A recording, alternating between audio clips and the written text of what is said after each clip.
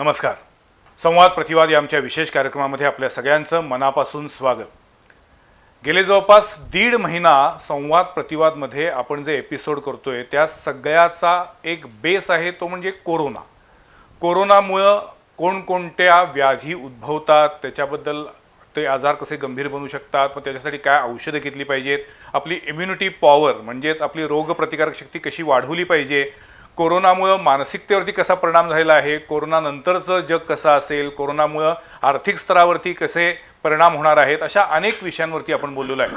आणि या सगळ्यामध्ये बोलत असताना वारंवार असं म्हटलं जातं आणि मी पण म्हटलेलं होतं की कोरोनाच्या आधीचं जग आणि कोरोना नंतरचं जग असे जगाचे 2 भाग आता पडलेले आहेत. पण मला असं वाटतं की त्याच्यामध्ये आता थोडासा बदल करण्याची गरज आहे. आता इथून पुढं कोरोनासह असलेलं जग असं आपल्याला आता म्हणावं लागणार आहे. याचं कारण असं की कोरोना हा व्हायरस आहे. तो व्हायरस एका अमुक दिवशी अमुक क्षणी निघून गेला आणि सगळं आलबेल आनंदी आनंद झाला असं होणार नाही आहे. त्यामुळे आता आपल्याला कोरोनाला बरोबर घेऊन जगायची सवय लावली पाहिजे. आपली लाईफस्टाईल बदलणार आहे, आपल्या आरोग्यविषयक जागृती जाणीवा अधिक वाढणार आहेत आणि या सगळ्या परिस्थितीमध्ये हे जग पुढचं कसं असेल याबद्दल आपल्या सगळ्यांच्या मनामध्ये संभ्रम आहे, प्रश्न आहे. अनेक ठिकाणी असं म्हटलं जाते की या कोरोनामुळं आता एकूणच आर्थिक विश्वामध्ये प्रचंड उलथापालथ झालेली आहे. संपूर्ण भारतामध्ये किंवा जागतिक स्तरावरती सुद्धा ज्याला आपण म्हणतो रिसेशन म्हणजे आर्थिक मंदीचं वातावरण आता अधिक गहिरं होणार आहे. या सगळ्या परिस्थितीमध्ये आपण असंही म्हणतोय की अनेकांचे जॉब्स म्हणजे रोजगार गेलेले आहेत. दुसरीकडे स्थलांतरित मजुरांचा प्रश्न गंभीर बनत चाललेला आहे. या सगळ्या पार्श्वभूमीवरती आणखीन एक असा एक मुद्दा येतोय की चीनकडं एकूणच संपूर्ण जगाचा बघण्याचा दृष्टिकोन हा काहीसा धूसर बनल्यामुळं भारताला खूप मोठी संधी आहे आणि अशा काळामध्ये भारत पुन्हा एकदा महासत्ता म्हणून पुढे येऊ शकतो. अनेक मुद्दे आहेत, अनेक विषय आहेत, पण या सगळ्या अनुषंगानं आपण नेमके कुठे आहोत आणि आपण पॉझिटिव्ह जगायचे पण त्याचबरोबर त्याचा प्रॅक्टिकली नेमका कितपत उपयोग होणार आहे अशा अनुषंगानं मला आज बोलायचे. कोरोना नंतरच्या जगामध्ये कोल्हापूरचं, महाराष्ट्राचं आणि भारताचं एकूणच औद्योगिक विश्व कसं असेल, आपली इकॉनॉमी कशी असेल आणि आपल्याला कोणकोणत्या प्रॉब्लेम्सना तोंड द्यावं लागणार आहे या सगळ्या मुद्द्यांवरती मला जाणून घ्यायचे. त्यासाठी कोल्हापूरच्या औद्योगिक विश्वातील पितामह अशी ज्यांची ओळख आहे असे आदरणीय डॉक्टर राम प्रताप झवर साहेब आमच्या स्टुडिओमध्ये आलेत. मी त्यांचं स्वागत करतो. नमस्कार. त्याचबरोबर इकॉनॉमिक्सच्या संदर्भामध्ये माहिती घेण्यासाठी शिवाजी विद्यापीठातील इकॉनॉमिक्स डिपार्टमेंटचे डॉक्टर पी.एस. कांबळे सर त्यांचंही स्वागत आहे. आणि अनेक बँका त्याचबरोबर कारखाने यांच्यासाठी सल्लागार म्हणून काम करणारे अडॅप्ट कन्सल्टंटचे आदरणीय श्री नरेंद्र माटे सर त्यांचंही स्वागत आहे. मी 3 क्षेत्रातील 3 लोकांना बोलवलं आहे. सल्लागार आहेत, इकॉनॉमिस्ट आहेत आणि इंडस्ट्रियलिस्ट आहेत. मी पहिल्यांदा सर आपल्यापासून सुरुवात करणार आहे. जसं आता आपण म्हणतोय की कोरोना नंतर प्रचंड बेरोजगारी वाढेल अशी भीती आहे. अनेक परप्रांतीय कामगार आपापल्या गावी परतत आहेत. तुम्हाला असं वाटतंय की या सगळ्या परिस्थितीमध्ये कोल्हापूरचा विचार करायचा झाला तर पुढच्या एक 6 महिने वर्षभरामध्ये लेबर प्रॉब्लेम असेल, त्यानंतर अनेक इंडस्ट्रीला रिसेशनला तोंड द्यावं लागेल की या सगळ्यावरती आपण मात करू शकतो, तुमचा काय अंदाज आहे? इंडस्ट्री काही एक 2-3 महिने थांबेल. बरं. आणि एक 2 महिन्यापासून ऑलरेडी थांबलेली आहे. हं. आणि ह्याची कारणं वेगवेगळी आहेत. कोरोना हे काय मुख्य कारण नव्हे. बरं. औद्योगिक मंदी जी आलेली आहे ती मोठ्या मोठ्या कारखान्याकडून बरेचशा खर्चाचे प्रमाण आत्ता निर्मला सीतारामनने आता ते पॅकेज दिले आहेत तर त्याचा उपयोग होईल डेफिनेटली.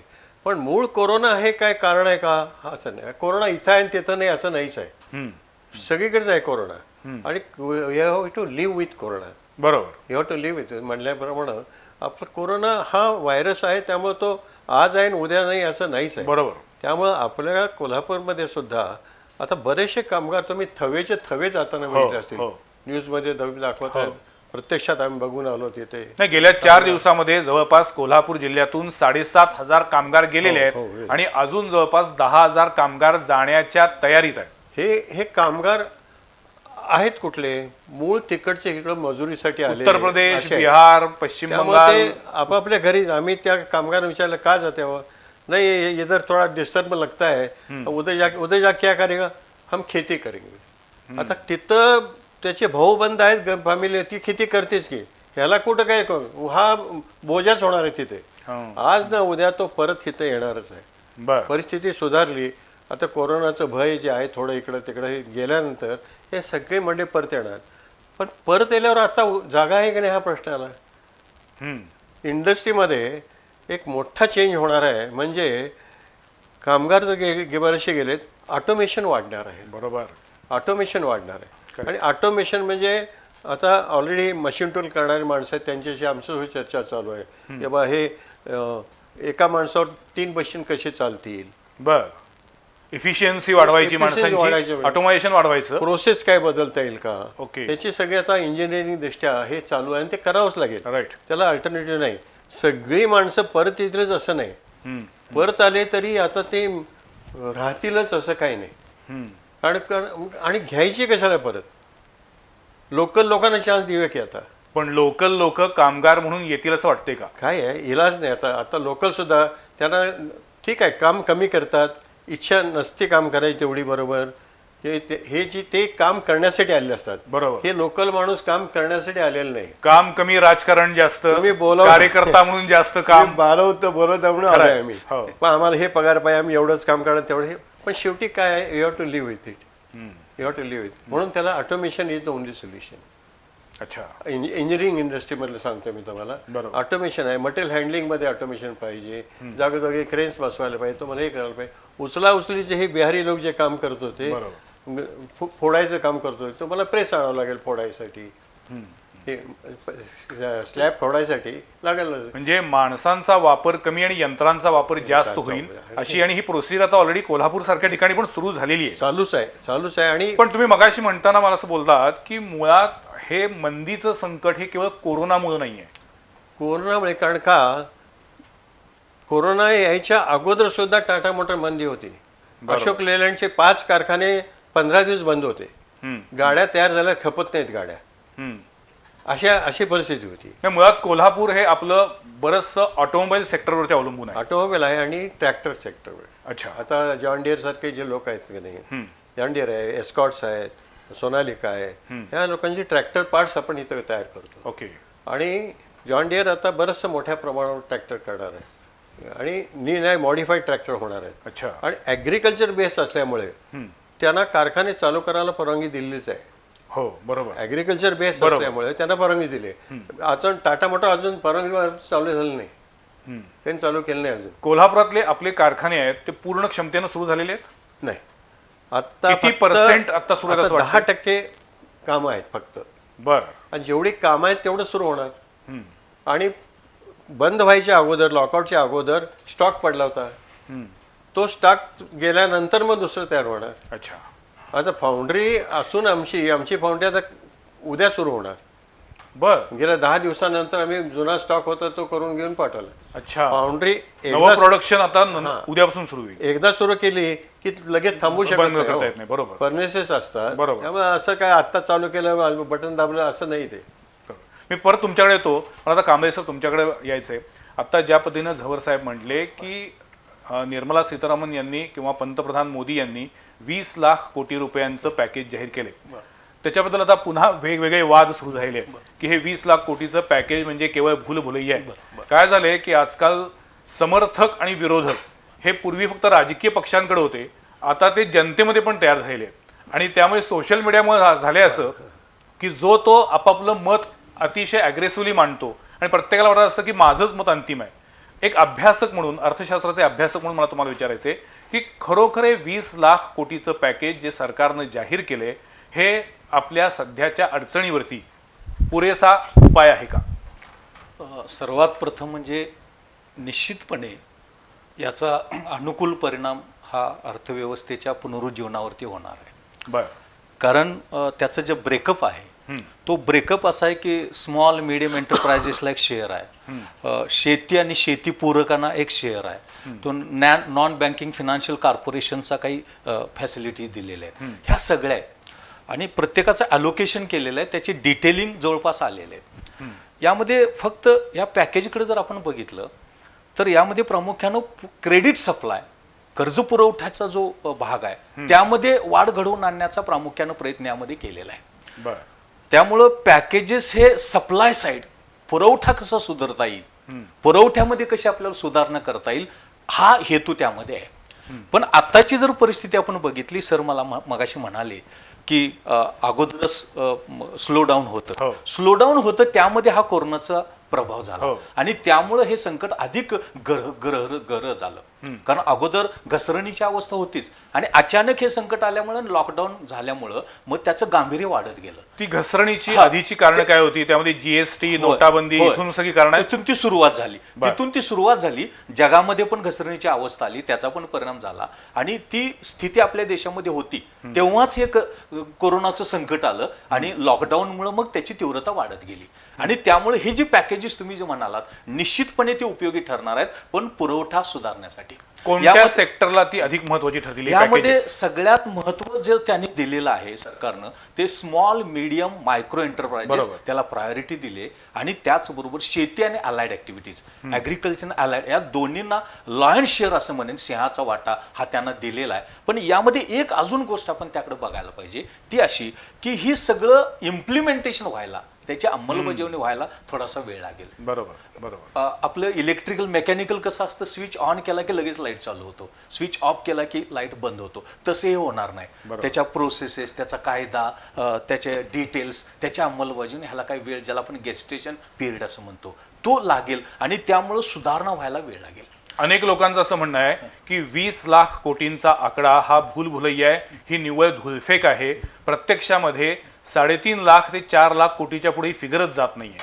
आता यामध्ये असं झालेलं आहे की हा सगळा आकडा रिझर्व्ह बँक ऑफ इंडियानं दिलेल्या सवलती, रिझर्व्ह बँक ऑफ इंडियानं अर्थव्यवस्थेतली लिक्विडिटी वाढवण्यासाठी केलेला प्रयत्न, रिझर्व्ह बँक ऑफ इंडियानं म्युच्युअल फंडांना एनकरेज करण्याचं, हे मिळून सगळं आहे. आणि पहिलं आपलं पॉईंट 87 होतं जीडीपीच्या, ते सगळं मिळून हे 20 लाख कोटीचं ते हे आहे. ते सेपरेट आत्ताचं जे जाहीर केलं ते सगळं 20 लाखाचं नाही, त्याच्या अगोदर पण रिझर्व्ह बँक ऑफ इंडियाचे प्रयत्न आणि गव्हर्नमेंट ऑफ इंडियानं 0.85 डिक्लेअर जीडीपीचे केलेलं, हे सगळ्याचं मिळून आहे, या दोन्ही मिळून.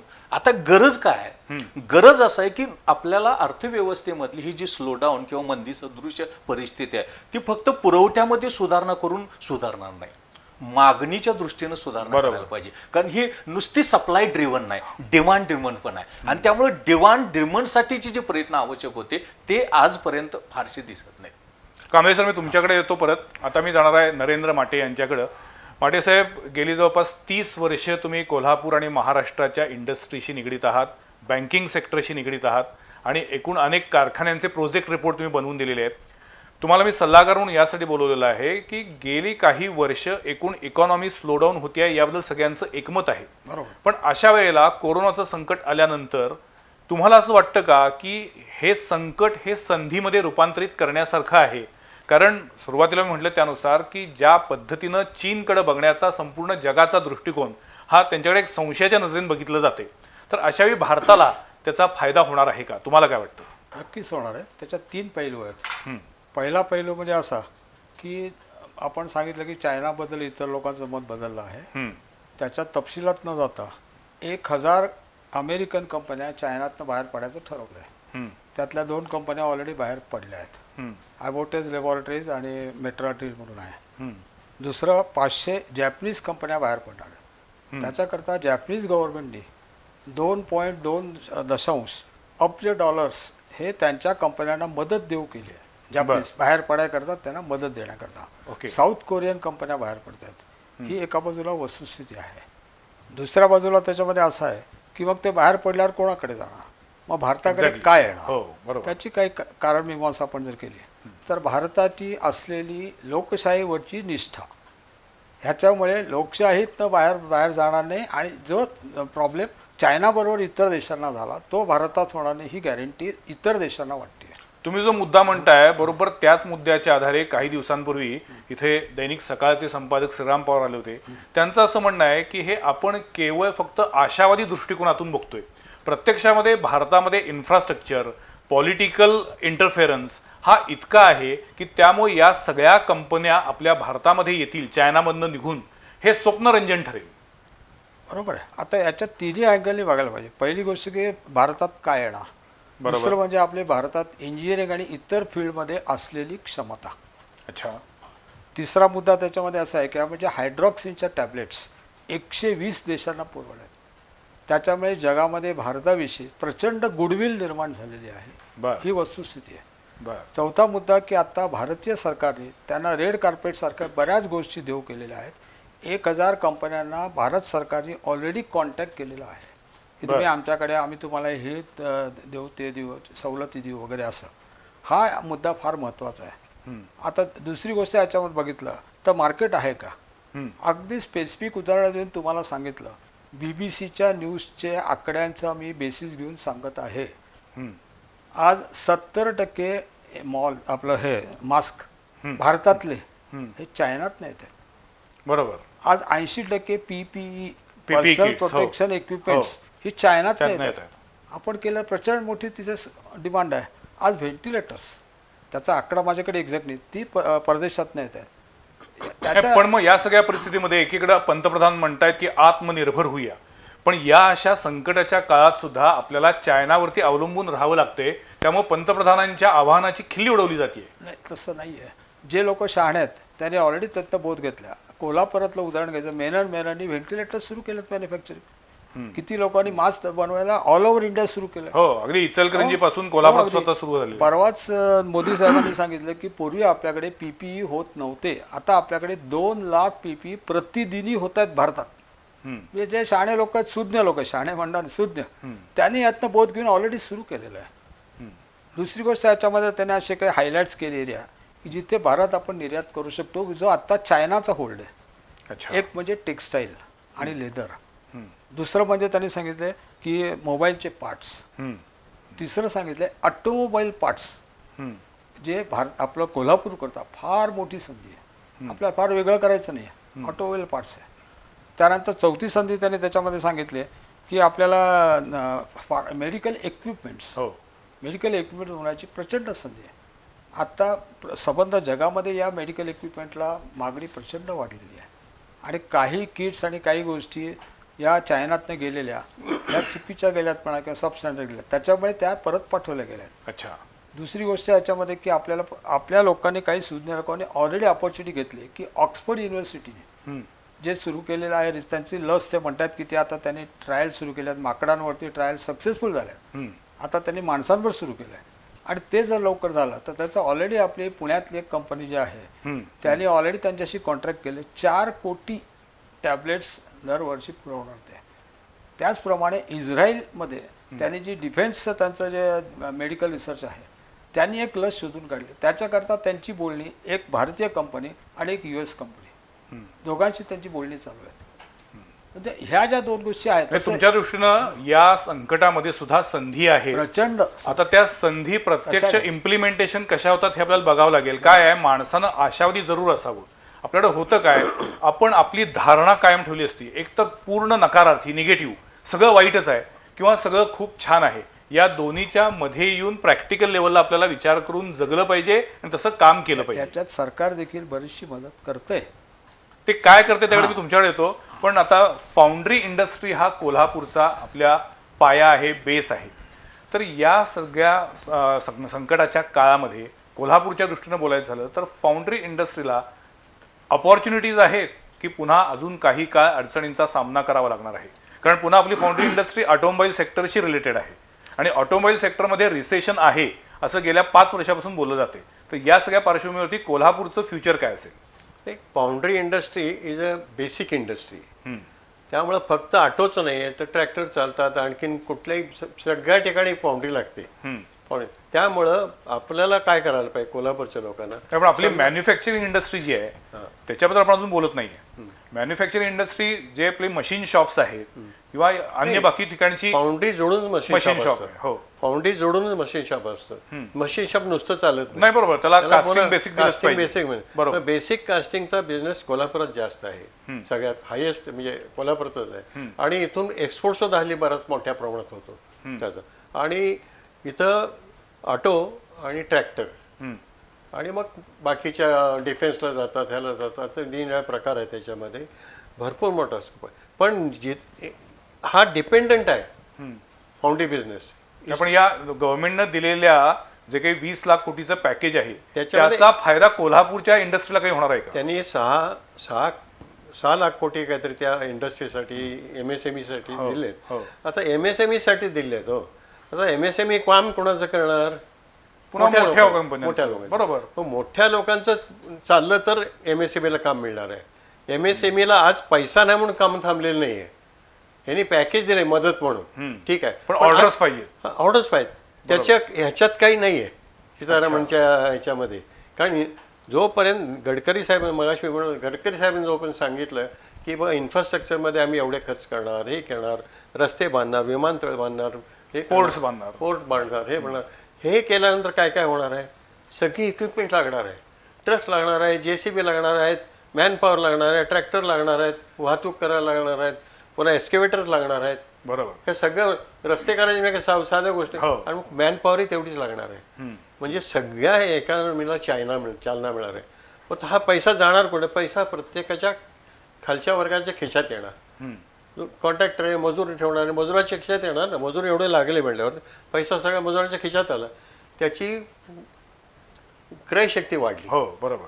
त्याला तो परचेसला जातो. मग हो, घरात साधी गोष्ट आहे. आपण म्हणतो ना की मार्केटमध्ये पैसा आला की ऑटोमॅटिकली आपली संपूर्ण इकॉनॉमी पैसा कोणी खिशात ठेवत नाही. बरोबर. आणि बँकेत नुसतं ठेवत नाही कोणी. कोणतं घर बांधेल, कोणते कपडे घेईल, कोणतं काय करेल. खरं. पण जिथं काही वेळेला मंदी ज्यावेळेला येते, आपण मंदीत संधी म्हणतो, ठीक आहे, पण मंदी येते. मंदी कशामुळे येते? डिलेड परचेसमुळे मंदी येते. डिलेड परचेस म्हणजे माझ्याकडे आज मी दरवर्षी 4 शर्ट घेतो, पण यावर्षी नको, आता काय कापड चांगला फाटत 2च घेणार आहे. म्हणजे 2 शर्ट मी घेतले नाही. बरोबर. की ऑटोमॅटिकली त्या शर्ट मॅन्युफॅक्चरिंग पासून ते त्या मॅन्युफॅक्चरिंग इंडस्ट्रीमध्ये काम करणाऱ्या लोकांपर्यंत सगळ्यांवरती होतं. डिलेड परचेस म्हणायचं झाला. हा सगळ्या बाबतीत आहे. बरोबर. मग जिथं जिथं डिलेड परचेस होतो, आता मी म्हटलं ट्रकवाले 30% ओव्हरलोडिंग अलाव केलं, मग ट्रक परचेस तेवढा 30% कमी झाला की नाही? राईट. असं ह्या डिलेड परचेस होतं. ती मंदीची चव असते. डिलेड परचेसमुळे मंदी येते. आणि मंदी आली की पण आता डिलेड परचेस होण्याचा हा काळ आहे का? तुम्हाला काय वाटतं कांबळे सर? कारण हे अतिशय महत्वाचा मुद्दा मांडलेला आहे. एकीकडे आपण आशावादी आहोत, म्हणजे माटे साहेब म्हणले त्यानुसार आपल्याला संधी आहे, पण त्या संधी एनकॅश करण्याची आपली क्षमता आहे का? मुळात आपण लेबर मार्केटचा जर विचार केला तर 90% इन्फॉर्मल मार्केट आहे, अनऑर्गॅनिक. आणि ज्याला आपण असंघटित अनौपचारिक या कोरोनाच्या कालावधीमध्ये त्याच्यावरती खूप परिणाम झाला. त्याचा ॲब्सोल्यूट आकडा हा 44 कोटी आहे. आणि त्यामध्ये कसं झालं की त्यांचे सगळे रोजगार गेल्यामुळं खरेदी शक्ती गेली, आणि खरेदी शक्ती नसल्यामुळं मागणी एकदम स्लो झाली. एवढी स्लो झाली की इंडस्ट्री असू द्या, ट्रेड असू द्या, सर्व्हिस सेक्टर असू द्या, ॲग्रिकल्चर असू द्या. ॲग्रिकल्चरमध्ये तर यावर्षी म्हणजे फेवरेबल नॅचरल कंडिशन होती. प्रोडक्शन चांगलं होतं, पण मागणीच नाही, कारण परचेसिंग पॉवर नसल्यामुळं. आणि आता कसं होईल की आता आपला 4था लॉकडाऊन सुरू झाला आहे. आता हे इंडस्ट्रीज वगैरे अजून फुल स्विंगमध्ये चालू होणार नाहीत, कारण 7 ते 7 पुन्हा कर्फ्यू आहे. त्या कालावधीमध्ये तेवढे ते एक्सटेंड होणार नाही. म्हणजे पार्शियली या इंडस्ट्रीज चालू होतील. पार्शियली इंडस्ट्रीज चालू झाल्या की तेवढेच कमीच कामगार लागतील. कमी कामगार लागले की तेवढं उत्पन्नाचं जे स्थलांतरण, ट्रान्सफर ऑफ इन्कम आहे ते कमी होणार. कमी झालं की मग तेवढी मागणी कमी होणार. म्हणजे सर जे म्हणाले डिलेड जो परचेस आहे तो डिलेड परचेस राहणार. अमेरिकेनं कोरोनाचं इतकं संकट वाढून सुद्धा लॉकडाऊन जाहीर केला नाही. भारतामध्ये लॉकडाऊन जाहीर केला, तो सुद्धा उशिरा केला असं म्हणतात. आता करायला लागली आहे, पण ते आता कसं आहे, बैल गेला आणि झोपा गेला अशा प्रकार आहे. म्हणजे इतक्या लोकांचा जीव गेल्यानंतर मग आता ट्रम्प तात्यांना जर वाटलं असेल की आता आपण लॉकडाऊन करूया, इलेक्शन आलं. हा नाही, पण मला सांगा, पण तुम्हाला असं वाटतं का की भारतामध्ये जो लॉकडाऊन जाहीर झाला ती योग्य वेळ होती का? आणि लॉकडाऊन हे या इकॉनॉमीला खाली आणण्यामध्ये एकमेव कारण आहे का? नाही, लॉकडाऊन जो केलाय की नाही, त्याचं कोरोनाचं मूळ कारण कसं आहे की कोरोनाचा संपर्क जो वाढतो एकावर दुसऱ्याला, त्याचा हे कमी होण्यासाठी म्हणजे तिथं कट करायचं. पण त्याचा परिणाम असा झाला की संचारबंदी आली, त्यामुळे सगळी इंडस्ट्री बंद झाली, शटडाऊन झालं, संबंध नुकसान झाले. पण मग आता लॉकडाऊन हा असाच एक्सटेंड राहिला, अजून वाढत गेला, काय होणार आहे? नाही, आता हे वाढवणार नाही. आता इकॉनॉमी ढासळायला लागलेली आहे. आता इन्कम कुठे आहे? महाराष्ट्र गव्हर्नमेंट तर रडायला लागलंय, पैसे नाहीत. काय आणि प्रत्येक ठिकाणी पैसे नाही, हीच मुंबई. आता इव्हन मंदिरातले पैसे काढा, हो. मंदिरातलं सोनं काढा, हे चाललेले विषय चाललेले. अहो दारूला होम डिलिव्हरी सुरू झाली. ते सांगतो ना. अमेरिकेचा संदर्भ दिला तुम्ही. अमेरिकेचा मुळात वृद्धी दर हा कमी होता, 2% होता आणि पुन्हा स्लोडाऊन अमेरिकेमध्ये पण होते आपल्या प्रमाणात. आणि आता या कोरोनाच्या कालावधीमध्ये तो -6% GDP त्यांचा. आणि एवढा असताना सुद्धा त्यांनी प्रायोरिटी ही ग्रोथला दिली, कारण त्यांना असं माहित होतं की जगामध्ये वृद्धी दर ग्रोथ रेट कमी आहे आमचा आणि पुन्हा लॉकडाऊन जर एवढ्या काळ आपण केलं तर अजून ते होईल. तरी सुद्धा आता -6% त्यांचा GDP आता सुरू केलं त्यांनी. म्हणजे आता भारताचा GDP 3% आला तरी खूप झाला असं सगळेजण म्हणतात. आता मला बेसिक प्रश्न विचारायचा आहे की या सगळ्या परिस्थितीमध्ये आपण GDP वरती लक्ष केंद्रित करायचं की मानवी आरोग्याकडे, माणसाच्या जीवाकडे? नाही, असं आहे, मानवी जीवाकडे बघायचं असेल तर we have to find out एक माणूस मेल्यानंतर त्याची कॉस्ट आपल्याला किती पडली. बर. समजा एक कोरोनाचा माणूस मेला, हॉस्पिटलमध्ये नाही घातलं गेलं, एक वारला, तर त्याची आपल्याला किती कॉस्ट द्यावी लागली. या लॉकडाऊनमुळं, याच्यामुळं, त्याच्यामुळे इंडस्ट्री बंद झाल्यात, हे बंद झाल्यात, वाहतूक बंद झाली, ही कॉस्ट काढायला पाहिजे. म्हणजे पर जसं दरडोई उत्पन्न म्हणतो तसं दरडोई किती नुकसान होतं होतंय हे काढायला पाहिजे आणि त्याच्यावरही निर्णय व्हायला पाहिजे. आपण काय आता आपण इंडस्ट्रीचं बोलतोय. कोरोनाचे जे रोगी असतील त्यांना हॉस्पिटलाइज करा आणि तिथं ट्रीटमेंट द्या. बरे झालेले सुद्धा पुष्कळ लोक येतात बाहेर. डेथ रेट आता कोल्हापूर झालं, एक माणूस वारलाय फक्त. सुदैवानं कोरोनाचा मॉर्टॅलिटी रेट खूप कमी आहे, अवघा 3% आहे. हा पॉप्युलेशन जिथे आणि रिकव्हरी रेट त्या मानानं खूप, आता तो 30-32% आलाय. नाही, जिथं पॉप्युलेशन जास्त असते की नाही, जसं बॉम्बे आहे, बॉम्बे नंतर पुणे आलं, औरंगाबाद आलं, ठाणा आलं, ह्या जे हायली पॉप्युलेटेड एरिया तिथं एकालेक जास्ती संसर्ग वाढतो. संसर्ग म्हणजे तुमचं असं म्हणणं आहे का की कोरोनावरचे उपचार आणि त्याच्याबद्दलची संपूर्ण आरोग्य यंत्रणा अधिक सक्षम करणं हा एक वेगळा भाग असला पाहिजे आणि लॉकडाऊन कंटिन्युअस न ठेवता इंडस्ट्री आणि ओव्हरऑल इकॉनॉमीला बूस्ट देण्यासाठी सरकारनं प्रयत्न केले पाहिजेत. हे दोन वेगळे विषय वेगळे विषय आहेत. पण आता तुम्ही बॉम्बेला बघितलं असेल तर वानखेडे स्टेडियम घ्या, हे स्टेडियम घ्या, तिथं माणसांना ठेवा, जायला क्वारंटाईन, थोडंसं क्वारंटाईन करण्याचे ते प्रकार चालू आहेत तिथं एवढ्या मोठ्या पॉप्युलेशनला. पण त्यांचे ते प्रयत्न चालू आहेत तिथे, कारण मुंबईत आत येऊ देत नाहीत, बाहेर जाऊ देत नाही. कारण बाहेर आला की मुंबईत आम्ही हे सगळं किती काळ अजून इथून पुढे? हे आता काय अनदर 2-3 months 4 months लागेल. पण you have to live with it. मगाशी मी म्हटल्याप्रमाणे you have to live with, you can't deny. समजा मुंबईतनं कोण आला, तुम्ही कसं बघणार आहे? माटे साहेब, तुम्ही आता म्हणलात त्यानुसार की आता आपल्याला कोरोना सह जगायचंय, अशा वेळेला भारताला संधी आहेत असं आपण म्हणतोय. पण या संधी सगळ्या इनकॅश करण्यासाठी गव्हर्नमेंटला आपल्या पॉलिसीज बदलाव्या लागतील का आहेत त्या पॉलिसीज मध्ये होऊ शकतं? आता देखील गव्हर्नमेंटचे प्रयत्न चालू आहेत बरेचसे.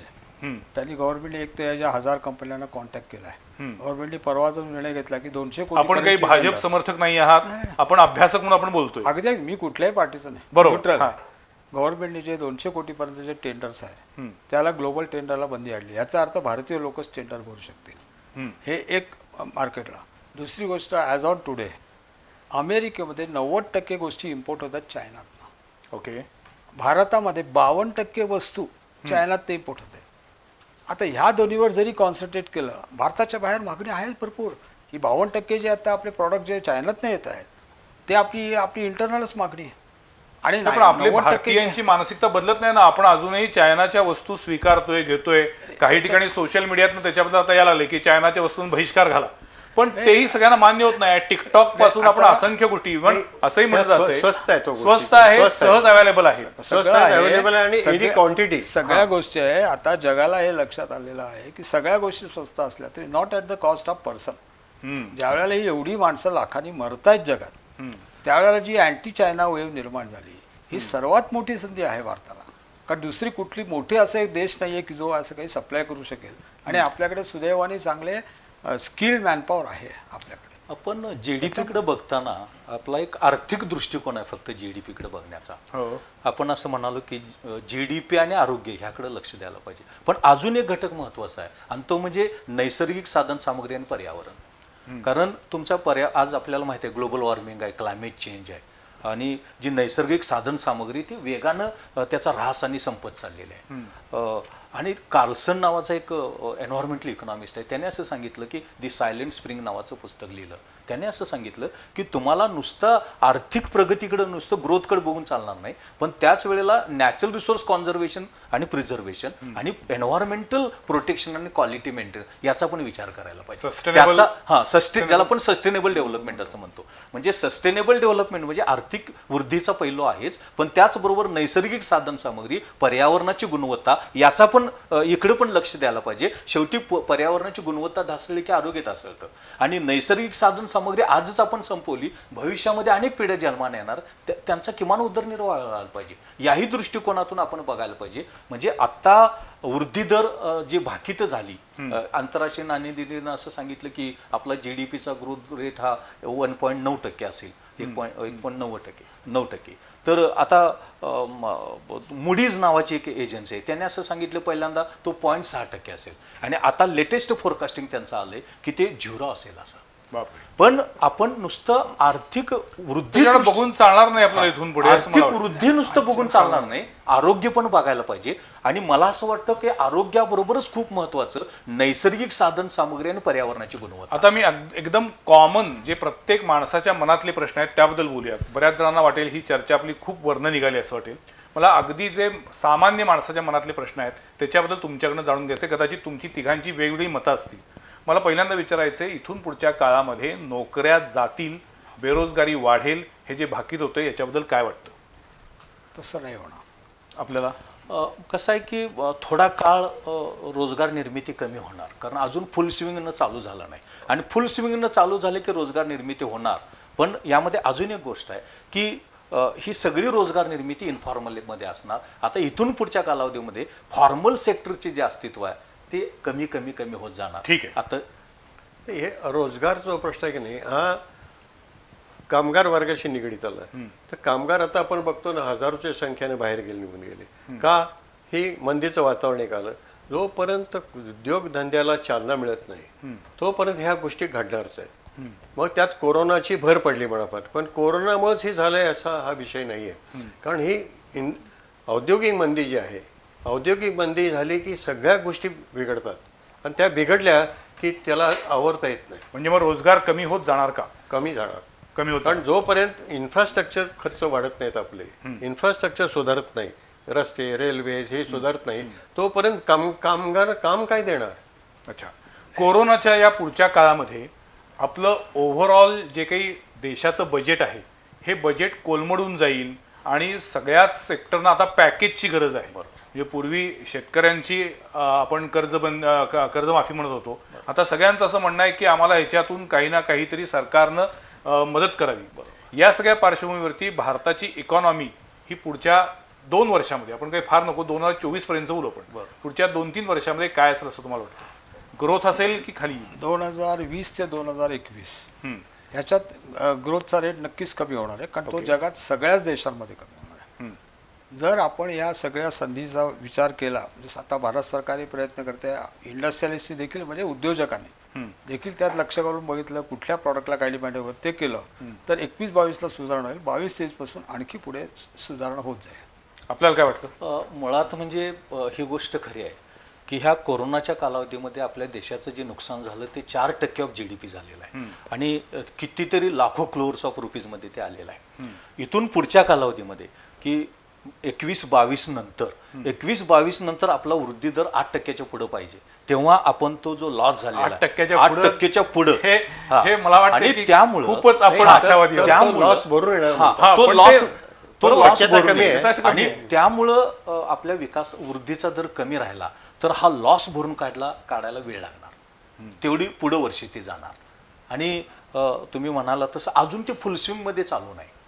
जवळ साहेब आपल्याला काय वाटतं? ते काय आहे, आता हा जो ग्रोथ आहे ना, तो काही काळ तसाच राहील आणि थोडा थोडा इम्प्रूव्हमेंट 2 वर्ष लागतील त्याला. नाही, पण तसा राहील की तो आणखी मायनस मध्ये जाईल? मायनस नाही एवढा. बरं. आता मायनस व्हायचा पिरियड संपला. अनदर 2-3 मंथ्समध्ये यू विल फाइंड इम्प्रूव्हमेंट. असं आहे, आज निर्मलानी हे दिलं, पॅकेज दिलं, हे दिलं, हे सगळ्या पॅकेजचा हळूहळू उपयोग होणार बरं. सगळ्या. आणि तुमचा या पॅकेजवर विश्वास आहे? पॅकेज प्रॅक्टिकल पॅकेज आहे. हो, जर धंदा असला तर तुम्हाला मदत आहे. हो. पण धंदा असला पाहिजे तरच मदत आहे ही सगळी. धंदा कसा तुम्हाला करायचा, उद्योजकच चालवणार. बिन सरकारने. गॅरंटीचं कर्ज देणार, हो. बिन हे सगळे जे काही आहेत लोकांचे प्रॉब्लेम समजून तुमची क्रयशक्ती परचेस करण्याची शक्ती वाढवण्यासाठी पॅकेज आहे दिले त्यांनी. त्यातला एक भाग पॅकेज मधला डिमांड वाढली पाहिजे. डिमांड वाढली पाहिजे. आणि मग ही करण्यासाठी गडकरी साहेबांचं महत्वाचं काम आहे की इन्फ्रास्ट्रक्चर जे आहे ते झालं की आपली सगळी चाकं फिरतील. पण आपण आता सगळं जे बोलतोय हे आपण सगळं मॅन्युफॅक्चरिंग इंडस्ट्री किंवा आपण एकूण औद्योगिकरणाबद्दल बोलतोय, पण जे सर्व्हिस सेक्टर आहे, आय टी इंडस्ट्री आहे, या सगळ्यामध्ये आता ज्या पद्धतीनं आय टीमध्ये वर्क फ्रॉम होम किंवा आमच्या माध्यम क्षेत्रामध्ये ज्या पद्धतीनं लोक कमी करायला लागलेले आहेत आणि सगळ्यांनाच अशी भीती आहे की माझी नोकरी टिकेल की नाही.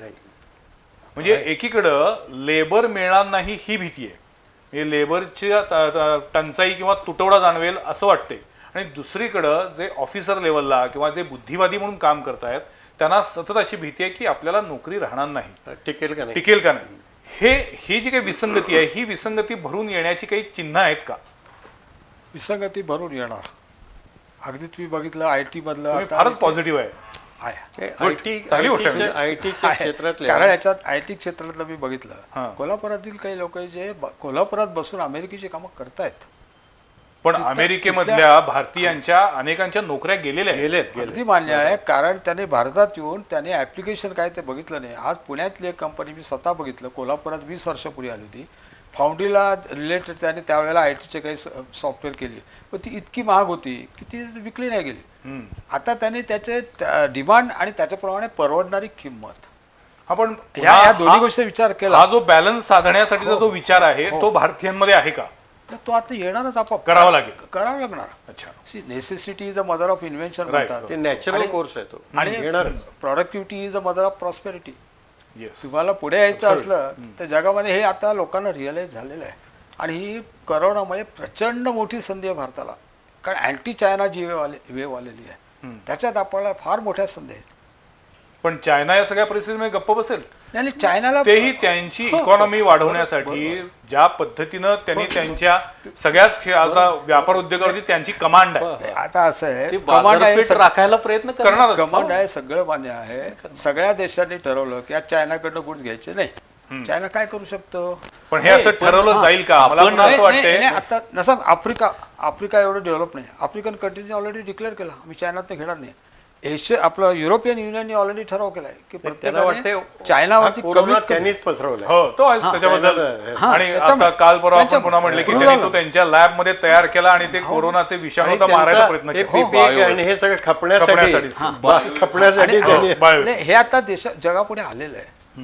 त्यामुळे आता सगळ्या देशांनी, अमेरिकेने तर ठरवलंच आहे बाहेर पडणार म्हणून, युरोपियन युनियननी ठरवलेलं आहे, जपान ऑलरेडी बाहेर पडायला सुरुवात झाली आहे, साऊथ कोरिया ऑलरेडी बाहेर पडायला सुरुवात झाली आहे. आणि मगाशी सांगितलं पण काही कारणांमुळे लोकांना भारताबद्दल इतर देशांना सॉफ्ट कॉर्नर आहे, ही वस्तुस्थिती आहे. आता ते भारतीय लोकांनी किती सुज्ञता दाखवतात आणि ते आणि encash त्या करून दिले संधीचं पाहिजे. सोनं करतायत. बरोबर. ह्याच्यावर आहे, संधी प्रचंड आहेत आता. पण आपण जेव्हा इकॉनॉमी बद्दल बोलतो, चायनामध्ये काही कंपन्या ज्या अशा आहेत का नाही, जे म्हणले त्याप्रमाणे आपलं भारतातले गव्हर्नमेंट जे आहे ते त्यातल्या पायघड्या घालायला लागले.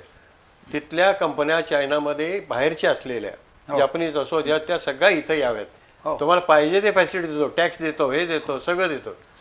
पण मला सांगा झवर साहेब, सिंगूर प्रकल्पाचं काय झालं? तो एक मोठा आपल्याला धडा मिळालेला आहे. कुठला प्रकल्प? टाटांचा सिंगूर प्रकल्प जो होता की तो shift नेमका झाला. तो कुठे जावा, म्हणजे आपल्याकडे भारतामध्ये अंतर्गत जे काही प्रॉब्लेम्स Shift झाला आहेत ते प्रॉब्लेम संपत नाहीये. त्याला राजकारण असेल, त्याला आता- स्थानिक मानसिकता असेल. आता तशी अवस्था राहिलेली नाही. नाही, आता लोकांना समजायला आता लागलंय. चेंज झालंय. बरं. मी इव्हन मोदी साहेब आल्यानंतर हे त्याची सगळी जी टीम आहे त्यांची ही सगळी पॉझिटिव्ह काम करायला लागली. पॉझिटिव्ह काम करायला. आपण आता इकॉनॉमी बद्दल बोलतोय, पण इकॉनॉमी मधला एक सगळ्यात महत्वाचा फॅक्टर असतो तो म्हणजे क्रूड ऑइल. क्रूड ऑइल आयात करण्यासाठी आपण जो काही पैसा देतोय त्याचा खूप मोठा इम्पॅक्ट डायरेक्ट इनडायरेक्ट आपल्या इकॉनॉमीवरती होत असतो. सध्याच्या काळामध्ये क्रूड ऑइलची किंमत इंटरनॅशनल मार्केटमध्ये प्रचंड कमी झाली. पण अमेरिकेने तरी खूप सुद्धा फुकट द्यायले अमेरिका. एक्झॅक्टली, पण सामान्य माणसाच्या दृष्टीने काय असतं की माझी महागाई कमी झाली का? ती महागाई कमी होताना दिसत नाहीये. ह्यामध्ये दोन गोष्टी आहेत. एक म्हणजे आंतरराष्ट्रीय बाजारपेठेमध्ये क्रूड ऑइलची किंमत कमी झाली, पण आपण आपल्या देशामध्ये आता जो रेव्हेन्यू लॉस आहे मगाशी तुम्ही म्हणालात, तो रेव्हेन्यू लॉस भरून काढण्यासाठी. कॉम्पेन्सेट करण्यासाठी आपण त्यावरचे जे कर आहेत ते Government आणि वाढवले, ड्युटी वाढवली. ते वाढवले आणि तुमचं पेट्रोल डिझेल वाढलं, क्रूड वाढलं की महागाई वाढणार आणि महागाई वाढलेली दिसते. काही वस्तूंच्या किमती या वाढलेल्या आहेत. तेच मी म्हणतोय, म्हणजे एकीकडं कोरोनाच्या संकटामुळे बेरोजगारी वाढते, ऑइलच्या किंमती आता कमी व्हायला लागल्या. हे कमी झालेलंच आहे. गेल्या 2-3 महिन्यामध्ये खूप कमी झाले, त्याचा पण तरी सुद्धा त्या तुलनेमध्ये आपला इंधनाचा दर कमी झाला नाही.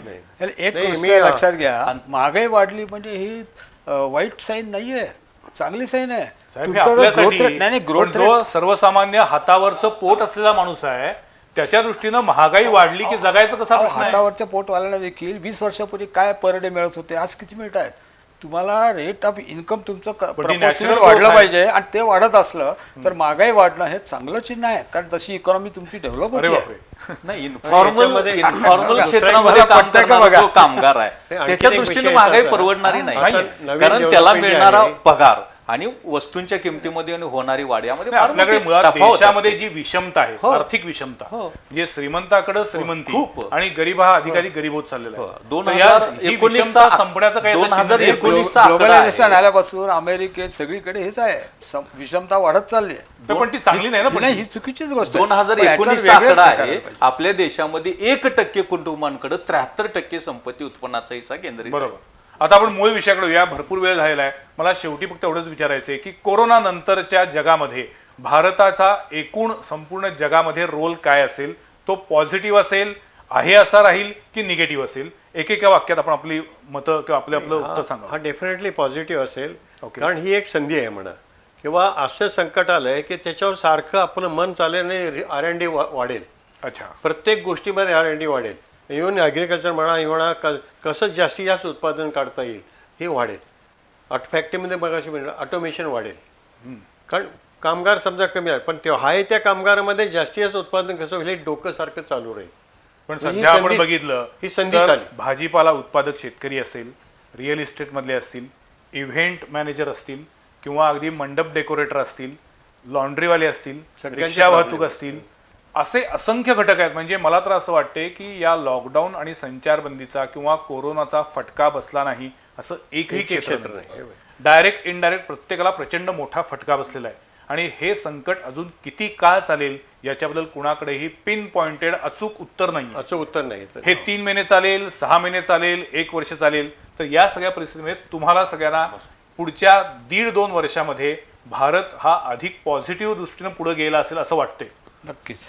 आणि हे मला असं वाटतं आपण it will take 2 years at least, 2 years. Minimum 2 2 years. बरं. म्हणजे आता 2 महिने गेलेत म्हणा, अजून 2.5 वर्ष तरी हे लागणार पुन्हा प्रोग्रेस सुरू व्हायला.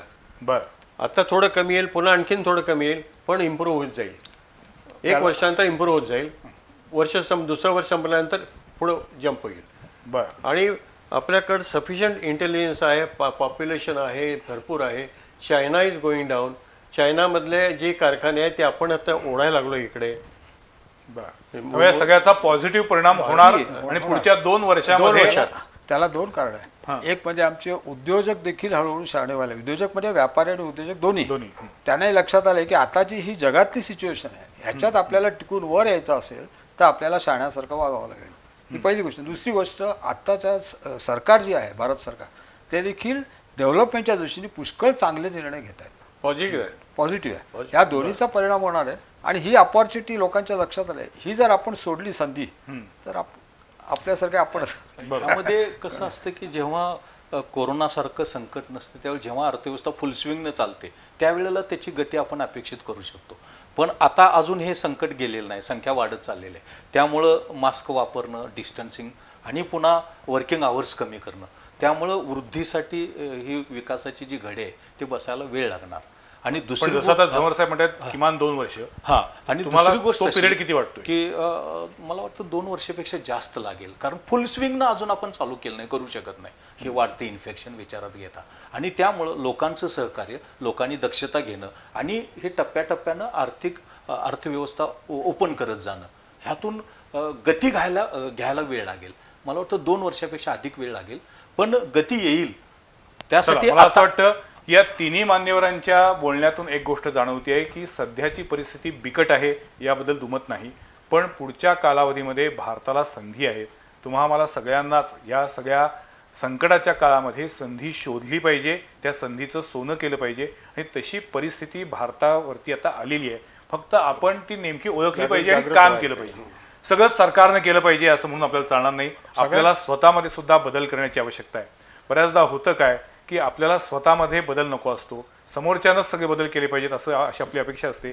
तसं होत नाही. हा, मला पाहिजे. पण मला असं वाटतं की संधीचं सोनं करण्यासाठी जर प्रत्येक भारतीयानं विचार केला, तशी पावलं टाकली, तर पुढच्या 2 वर्षात किंवा जसं आता कांबळे सर म्हटले त्यानुसार पुढच्या किमान 3-3.5 वर्षामध्ये तरी ही पुन्हा एकदा भारताची सगळी अर्थव्यवस्था रुळावर येईल. इतकंच नाही तर चांगला स्पीड येईल.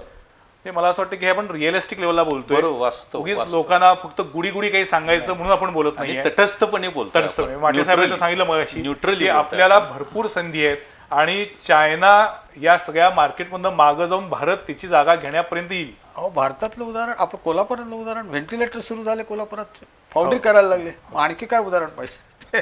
चला, मला असं वाटतं की आजच्या या चर्चेतून आपल्याला हा एक मोठा दिलासा मिळालेला आहे की कोरोना नंतरच्या संकटामध्ये कोरोनाला आपल्याला बरोबर घेऊन जगत असताना सुद्धा आपली इकॉनॉमी आणि आपलं संपूर्ण लाईफस्टाईल ही पुन्हा एकदा पूर्वपदावरती येऊ शकते, ती अधिक डेव्हलप होऊ शकते. आज आमच्या चर्चेमध्ये हे तिन्ही मान्यवरती सहभागी झाले. कोरोना सहितच राहायचं आहे आपल्याला. Yes, of course. हे खरं आहे, अगदी विथ कोरोना सहित राहायचं. त्यामुळे स्पीड वाढवायला लागेल. कोरोना सहित राहावं लागेल. त्याच्यामुळे स्पीड वाढ. आणि आपली लोकांचं पण काळजी सहकार्य, घ्यायची आहे वैयक्तिक आणि कोरोना सहित बिझनेस. लोकांचं सहकार्य अपेक्षित आहे. ह्याचा मास्कचा वापर करणं, डिस्टन्सिंग, ह्या गोष्टी लोकांना डेंग्यू मलेरिया वगैरे आहेच ना. नाही, आता काही दिवसानंतर मला असं वाटतंय की आपल्या सगळ्यांच्या हातामध्ये मास्क असतील, तोंडावरती मास्क असतील आणि हे लाईफस्टाईल किंवा उलट पण होईल की मास्कची गरज नाही, इतक्या अँटीबॉडीज आपल्या शरीरात तयार होतील, आपली रोगप्रतिकारक शक्ती वाढेल, एखादं वॅक्सिनेशन येईल, काही होऊ शकेल. 6 महिन्यापूर्वी जर कोणी सांगितलं असतं की भारतामध्ये लोकल सहित एकाच वेळेला रेल्वे, एअरलाईन आणखीन रस्त्यावरची वाहतूक बंद होणार आहे तर त्याला वेड्यात काढलं. पण ती परिस्थिती आज उद्भवलेली आहे. त्यामुळे असं म्हणू शकेल की एक वॅक्सिनेशन येईल आणि हा कोरोना हा विषय संपून जाईल. नाही, रोगप्रतिकारक शक्ती ही भारतीय लोकांमध्ये पहिल्यापासून आहे. जास्त आहे. ते तर आम्ही म्हणून बऱ्याचदा आपला बोललेलं डेथ आहे रेट ते. कमी झाला. म्हणून अमेरिकेत युरोपमध्ये जास्ती कमी आहे रोगप्रतिकारक शक्ती, म्हणून त्यांच्याकडे डेथ जास्त झाली. म्हणजे त्यामुळे आपण भारतात आहोत ते चांगलं आहे. चांगला आहे. नक्की नक्की. आजच्या या कार्यक्रमामध्ये हे तिन्ही मान्यवर आमच्या स्टुडिओमध्ये आले, मनमोकळेपणाने बोलले, याबद्दल मी या तिघांचे आभार मानतो. पुढच्या सोमवारी पाहायला विसरू नका आणखीन एका विषयावरील चर्चा संवाद प्रतिवादमध्ये. तोपर्यंत नमस्कार.